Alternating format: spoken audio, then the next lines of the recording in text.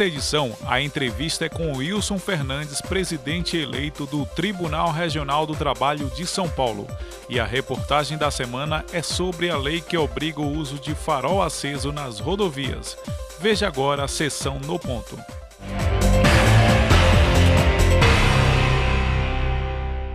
Aconteceu na cidade de Foz do Iguaçu, entre o dia 29 de agosto e 1º de setembro, a Semana Oficial de Engenharia e Agronomia, a famosa SOEA, que é organizada pelo Conselho Federal de Engenharia e Agronomia, o CONFEA. A Federação Nacional dos Engenheiros, a FNE, e os Sindicatos de Engenheiros de São Paulo participaram da atividade por meio de vários representantes e propuseram um debate que nos parece fundamental, as mudanças necessárias para a valorização da engenharia brasileira. Como temos dito, o crescimento econômico e o investimento produtivo têm relação direta com a inserção qualificada na nossa categoria, no mercado de trabalho e na sociedade. Por isso mesmo, o desenvolvimento é bandeira de luta permanente das nossas entidades. E essa dinâmica deve conter uma política de valorização dos engenheiros que contemple remuneração justa, condições adequadas do exercício profissional e respeito ao conhecimento dos quadros técnicos.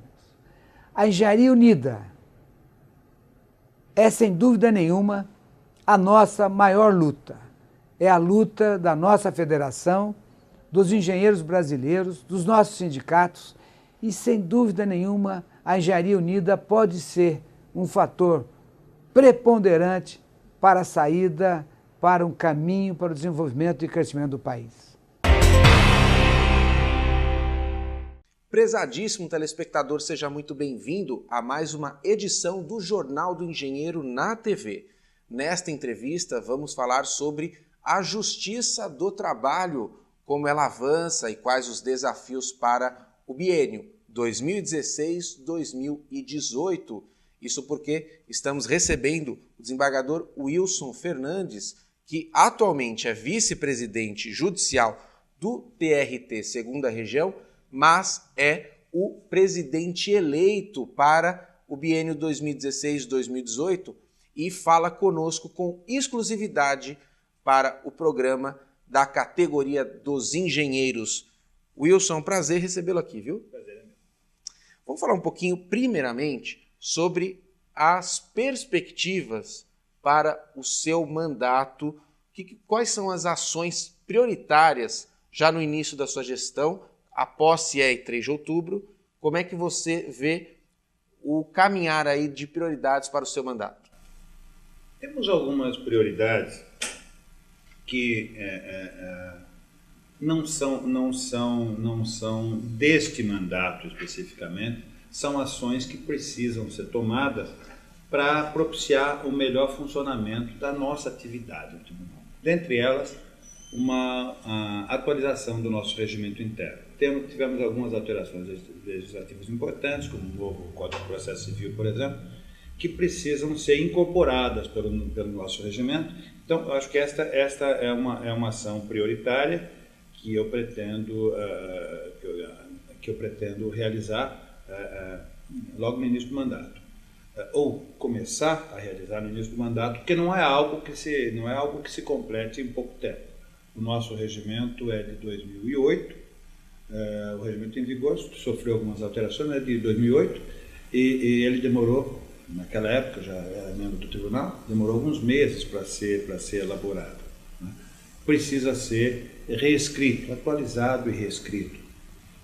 Uma outra ação que precisa ser tomada é a elaboração de um regulamento geral do tribunal.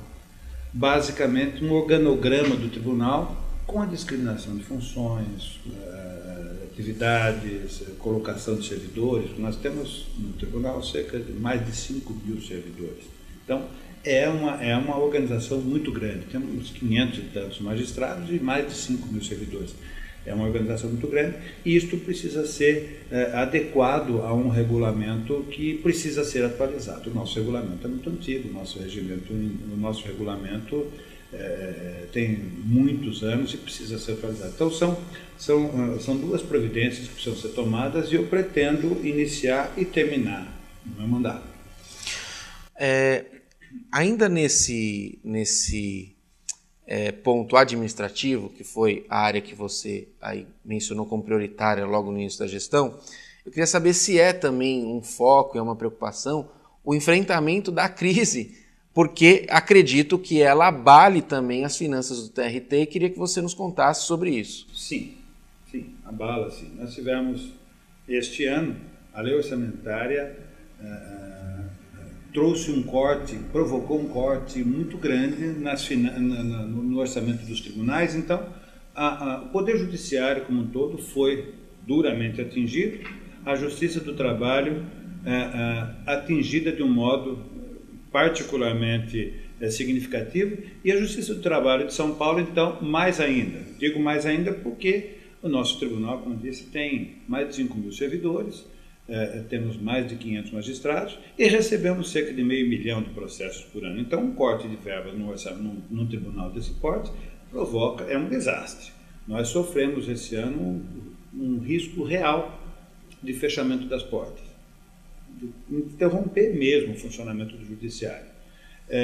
Isto não ocorreu porque conseguimos sensibilizar o governo, embora interino, de que precisávamos de uma suplementação de verba para poder continuar atendendo até o final do ano. O papel muito significativo do presidente do TST, nesse sentido, o ministro Ives, que tomando ciência da gravidade desse problema, fez tudo o que era possível para convencer executivo e legislativo de que, se isso não fosse feito, nós fecharíamos as portas mesmo, meados do ano. Então, a crise, não gosto de falar em crise, mas essa dificuldade econômica que atravessamos nos atinge sim diretamente. Então, sofremos um corte inusitado e muito grande. Foi da ordem de quanto por cento, mais ou menos? De 30%. 30% aproximadamente, um corte linear. Em alguns, para algumas despesas, esse corte foi quase que de 100%. Investimento em tecnologia, por exemplo, este ano não pudemos fazer nenhum. E como é que funciona a questão de receitas do TRT? Ela vem pura e simplesmente da União, não tem mais nenhuma fonte? Da União. Às vezes se pensa que há custas processuais, essas coisas. Não, as custas processuais, vamos dizer, a verba decorrente do recolhimento de custas vai para o orçamento da União. Perfeito. Avançando nos temas, você falou da informatização, desembargador. A Justiça do Trabalho, em que pese separar esse momento aí de dificuldade financeira em que nesse ano não foi investido, mas ela pode ser considerada um exemplo de informatização no judiciário? Esse tema é bem avançado na Justiça do Trabalho? Sim, acho que é um exemplo, sim. Nós, como disse, nós recebemos hoje cerca de 500 mil de processos novos por ano. Todos esses processos já se iniciam em meio eletrônico. Nós temos um resíduo de processos que caminham em meio físico, mas todas as novas ações já tramitam em meio eletrônico. Eu acho que isso indiscutivelmente mostra um avanço, né, nesse setor. A Justiça do Trabalho, na jurisdição do TRT Segunda Região, quais as cidades que ela abrange? Ela abrange a Grande São Paulo toda e a Baixada Santista. Guarujá, Santos, São Vicente, Cubatão, Praia Grande, Itanhaém, Peruíbe fica com a 15ª região, Campinas. Então, mas é basicamente a Grande São Paulo e Baixada Santista. Toda essa rede, as varas, todas informatizadas? Todas informatizadas. E no final do ano, nós completamos a informatização das varas da Barra Funda. São 90 varas que funcionam, todas estão informatizadas. E todas da Grande São Paulo. E todas da Segunda Região. Perfeito. No programa de hoje estamos conversando com o desembargador Wilson Fernandes, que é do Tribunal Regional do Trabalho, Segunda Região, que está nos falando um pouquinho sobre as perspectivas do seu mandato, que começa 2 de outubro, ele que é um presidente eleito desta casa e também falando um pouquinho sobre o panorama da Justiça do Trabalho, principalmente em relação a esse momento difícil para a economia. No próximo bloco, a gente volta avançando em relação a mais assuntos desse tipo. A gente volta daqui a pouquinho. A Federação Nacional dos Engenheiros defende a formação de uma ampla coalizão unindo os engenheiros e demais profissionais da área tecnológica. A proposta é que essa aliança, chamada Engenharia Unida, possa oferecer saídas às dificuldades enfrentadas pelo país na atualidade e contribuir com o permanente avanço no futuro. O movimento Engenharia Unida foi lançado durante a cerimônia de posse da diretoria da Federação Nacional dos Engenheiros, dia 28 de março, em São Paulo. Toda e qualquer categoria é importante que ela esteja unida para a defesa das suas questões específicas. Mas o mais importante é dos engenheiros estarem unidos nesse momento, que é um momento de instabilidade. E a engenharia é uma profissão que constrói todas as coisas que temos. É uma profissão que gera a soberania do país, que dá altivez. É a única profissão capaz de alçar uma sociedade a uma condição de primeiro mundo, em riqueza econômica, mas também em desenvolvimento social e cultural, que faz de fato, a liberdade dos povos. Nós estamos há muito tempo na busca dessa união. E eu acho que hoje a Engenharia Unida veio para ficar e veio para ficar com força. Nós temos hoje no nosso grupo, na nossa coligação de engenharia do Brasil, 22 estados unidos no universo de 27. Acredito que nós vamos ser realmente agora, a partir dessa união, a força que estava precisando. Estamos de volta ao programa Jornal do Engenheiro na TV, conhecendo mais sobre a Justiça do Trabalho, mais especificamente aquela que abrange a segunda região, o Tribunal Regional do Trabalho, o chamado TRT2, aqui muito famoso em São Paulo. Estamos falando sobre como esse tribunal funciona, quais os desafios, e agora vamos partir para o relacionamento desta instituição com a sociedade. Quais são os meios dos quais se utiliza? Desembargador Wilson Fernandes, a comunicação do TRT Segunda Região ela é bastante profícua, Página bastante atualizada, redes sociais, vídeos. Conta um pouquinho desse contexto.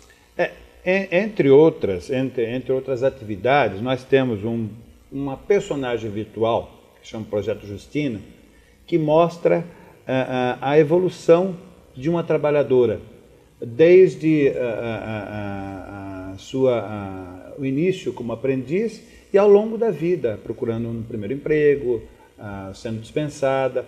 É um projeto desenvolvido inteiramente no nosso tribunal, por servidores, sem custo para a União, e que é uma comunicação muito leve e muito eficiente que se faz com o público. Acho que funciona bem. E temos uma comunicação social que considero muito eficiente sobre esse aspecto. Temos páginas da internet, temos Facebook, essa coisa, YouTube, canal YouTube. A comunicação me parece razoavelmente bem feita com os recursos de que nós dispomos. Acho que isso que é interessante destacar, desembargador.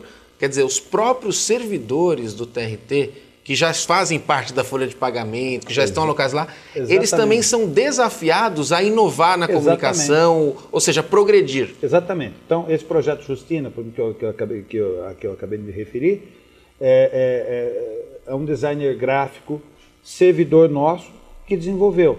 É algo muito de fácil, como disse, de fácil comunicação, de fácil apreensão, e sem custo adicional nenhum. Um desafio realmente de servidores nossos. Esse projeto Justina, que é uma personagem que faz como que a realidade, ela tem toda a sua trajetória profissional, tal como as pessoas que acompanham a história, é também um símbolo da comunicação do TRT, que é traduzir o que a Justiça do Trabalho pode fazer para o munícipe? Sim, porque mostra as dificuldades que ela tem no dia a dia e as dúvidas que ela tem e que são esclarecidas também neste projeto, que são dúvidas do trabalhador em geral, de modo geral. Então eles pautaram o roteiro e a partir das principais dúvidas criou seu personagem. Exatamente. É assim que funciona. Desembargador, fala um pouquinho da importância de aproximar a justiça do jurisdicionado, porque a gente comentava antes de começar, quando os jornalões, a grande imprensa vai tratar de justiça, ela tem o tratamento que é legítimo, que é falar das dificuldades, dos problemas e tudo mais. Mas falta aquele empenho em acontecer um noticiário mais educativo, mais preparatório, mais formador de pessoas que querem acessar a justiça e muitas vezes não sabem acessar. A importância de aproximar o judiciário do jurisdicionado. Eu acho que, de fato, a grande imprensa, de um modo geral, trata do judiciário, das dificuldades do judiciário e não das boas práticas do judiciário, porque as boas práticas não dão manchete, essa é que é a grande verdade, são os fatos negativos, a morosidade, essas coisas que dão manchete. Então, como disse antes, se nós divulgarmos o número de ações monumental que nós recebemos por ano, isso não é um dado que seja de fácil apreensão. Porque se eu disser, recebo 500 mil de processos, o que significa isso? Quantas pessoas têm para cuidar desse processo? É suficiente, não é suficiente? Então, não é em si um fato que gere notícia. Então, temos, por exemplo, esse projeto Justina, que é uma maneira singela de aproximar a justiça do trabalho do jurisdicionado. Mas eu acho que tem um aspecto que considero muito importante, que faz com que a justiça do trabalho seja mais vista, mais sentida pelo judiciário, que a maneira como as audiências são feitas, diferentemente de outros âmbitos do judiciário, na justiça do trabalho, as partes têm um contato muito próximo, muito direto com o juiz. Então, esta é a visão que eles têm do judiciário. É claro que às vezes boa, às vezes não tão boa, depende do resultado, às vezes de um processo, mas esse contato com o juiz é muito mais presente na justiça do trabalho do que em outros ramos do judiciário. Dissídio coletivo, por exemplo, no caso do Tribunal de São Paulo, que eu integro, compete regimentalmente ao vice-presidente judicial realizar as audiências de conciliação e instrução de dissídios coletivos. O que são os dissídios coletivos? São aqueles em que você tem sindicato de um lado, empresa de outro, ou sindicatos de trabalhadores, sindicatos de empresas do outro, e abrangem um número muito grande de trabalhadores. E, frequentemente, nas audiências de dissídios coletivos, a sala de audiências lota. E eles têm oportunidade de se manifestar, de ver a justiça funcionando, de ver a maneira como o juiz, como o tribunal trata do interesse deles. É uma forma muito concreta de aproximar, eu acho, o judiciário do jurisdicionado. Quer dizer, é um privilégio da Justiça do Trabalho ter no seu modus operandi um teor mais participativo, né? Eu concordo, eu acho que sim, Então, é um privilégio nosso, que nós não encontramos em outros ramos judiciários pela própria natureza das ações que lá tramitam, né? Tá. Você falou a questão dos dissídios coletivos, que é quando as partes estão em conflito.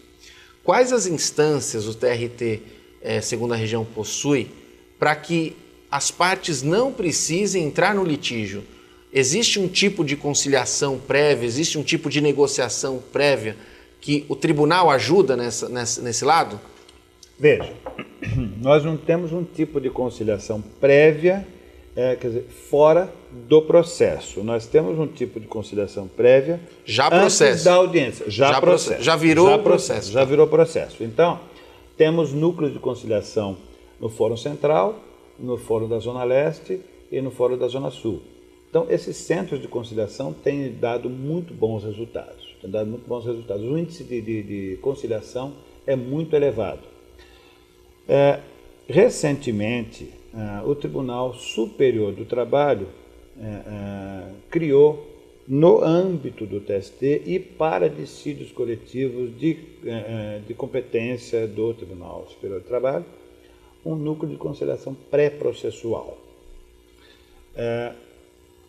em que as entidades podem se conciliar independentemente da existência de um processo. Isso é bem recente? Bem recente, coisa deste ano. Este ano foi criado pelo ministro Ives já na presidência do TST. É algo novo e cuja eficiência, obviamente, vai ser testada ao longo do tempo. Nós não temos, em nível de tribunal regional, no nosso tribunal regional, algo semelhante. Temos, então, como disse, os núcleos de conciliação de dissídios individuais e, no caso, o núcleo de conciliação de dissídios coletivos. Nós temos, no âmbito do tribunal do TRT da 2ª Região, um núcleo de conciliação de dissídios coletivos que tem se mostrado muito eficiente. E a tendência é essa, né, desembargador? Cada vez mais instrumentos novos, pré-processuais e, por que não, até processuais, mas que façam com que não se avance a demanda, né? Porque as fases recursais são problemas também para a Justiça, né? Sim, sem dúvida. Para ter ideia, como disse, compete regimentalmente ao vice-presidente judicial do TRT realizar as audiências de dissídio coletivo e, paralelamente, realizar o juízo de admissibilidade dos recursos de revista. No nosso tribunal, recebemos diariamente cerca de 200 recursos de revista por dia. Recursos de revista que são os recursos que vão ser encaminhados ao Tribunal Superior do Trabalho para julgamento. Então, temos o julgamento nas varas, daqueles julgamentos cabe um recurso para o tribunal, recurso ordinário, e dos julgamentos do tribunal cabe o recurso de revista para o Tribunal Superior do Trabalho. O vice-presidente despacha diariamente cerca de 200 recursos de revista para o TST. É um número. Isso o Tribunal Regional da 2ª Região. Quantos embargadores nós temos? Nós somos 94. 4 na administração do tribunal, um presidente, 2 vice-presidentes, um administrativo e um judicial, e um corregedor. E os outros 90 desembargadores distribuídos em turmas e sessões especializadas. Seriam bem-vindos mais, então, né? Sim, sem dúvida, sem dúvida. Estamos recebendo um número de processos, esses 90 desembargadores estão recebendo para julgamento semanal um número de processos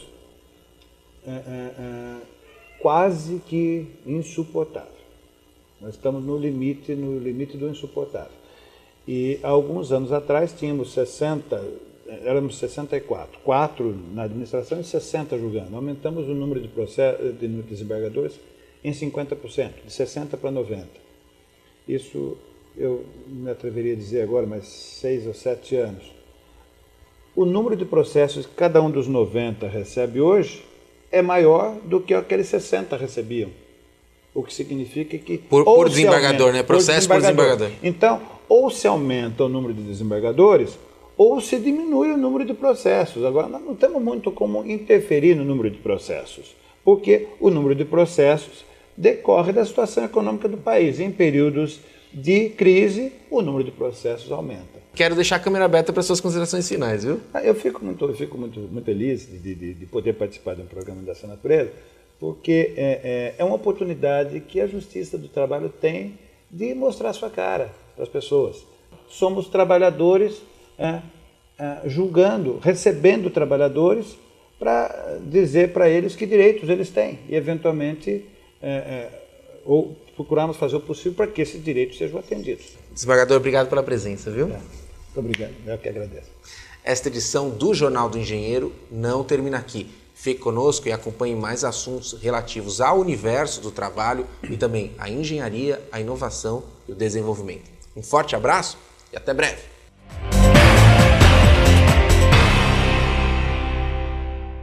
A Justiça Federal em Brasília suspendeu no dia 2 de setembro em todo o país a cobrança de multa para motoristas que andarem nas rodovias com farol desligado. A sentença determina que a punição só pode ser aplicada quando as estradas estiverem devidamente sinalizadas. As multas já aplicadas continuam valendo. O Departamento Nacional de Trânsito, por meio de nota, afirmou que irá recorrer da decisão e argumenta que ela não leva em conta a segurança no trânsito. Só no ano passado, quase 7.000 pessoas morreram vitimadas por acidentes nas rodovias, uma média de 18 vítimas fatais por dia. Comparada com o mesmo período de 2015, do ano passado, A polícia aponta aí uma redução de 36% no número de acidentes no todo, né? Sendo que desse número, 56% na redução de mortos e 41% na redução de feridos. É um número bastante significativo para um primeiro mês de implantação dessa nova lei, né? Durante o dia, os benefícios são notáveis. Isso foi percebido no mundo inteiro. Quem já fez isso já vem colhendo bons resultados em termos de redução de acidentes nas rodovias. O juiz Matheus de Souza, do Juizado Criminal de Anápolis, a 55 quilômetros de Goiânia, também já tinha questionado a lei federal, baseado na falta de sinalização sobre as novas regras, que é inclusive uma determinação do Código de Trânsito Brasileiro. Por telefone, o juiz falou ao JE na TV. Então essa lei, a forma como ela foi feita, ela praticamente foi assinada, publicada, deu alguns dias, saiu na televisão e começou uma avalanche de multas. Mas, entretanto, é impressionante, porque as autoridades de trânsito, os legisladores, deveriam ter observado o seguinte: é uma mudança de comportamento. E ao mesmo tempo que passou a exigir um novo comportamento, não exigiu que as fábricas adaptassem o sistema de LED de uso diurno nos veículos novos, por exemplo, né? Colocou tudo só nas costas do motorista. Não levou em consideração que algumas rodovias, elas passam dentro de municípios e se misturam. Não tem placa sinalizando onde começa, onde termina. A fiscalização eletrônica de velocidade, a fiscalização eletrônica de semáforo, a fiscalização das luzes nas cidades, das luzes nas estradas, toda essa fiscalização ela é muito importante para a segurança. E ela não pode ter a sua credibilidade comprometida por uma sanha arrecadatória. Precisa tomar muito cuidado com isso. No primeiro mês de validade da regra, entre 8 de julho e 8 de agosto, a Polícia Rodoviária Federal registrou 124.180 infrações nas rodovias federais. Nas estradas estaduais de São Paulo, mais de 17 mil multas foram aplicadas. Daniel Tavares, do Denatran, também relatou ao JE na TV que outras medidas estão sendo tomadas para garantir a segurança nas rodovias do país. Além de medidas de educação, de fiscalização, a gente pode citar também algumas medidas na área de engenharia, na obrigatoriedade, né, tornando obrigatório alguns equipamentos de segurança, como foi o caso no passado do ABS, do airbag. Recentemente, a publicação que tornou obrigatório o sistema de controle de estabilidade, né? Também estão em estudos a adoção obrigatória de airbags laterais, de ABS para motos, até mesmo sistemas de frenagem autônoma, né? E isso visando reduzir o número de acidentes nas estradas. Para saber mais sobre os desafios da mobilidade no Brasil, acesse o portal do CESP na internet.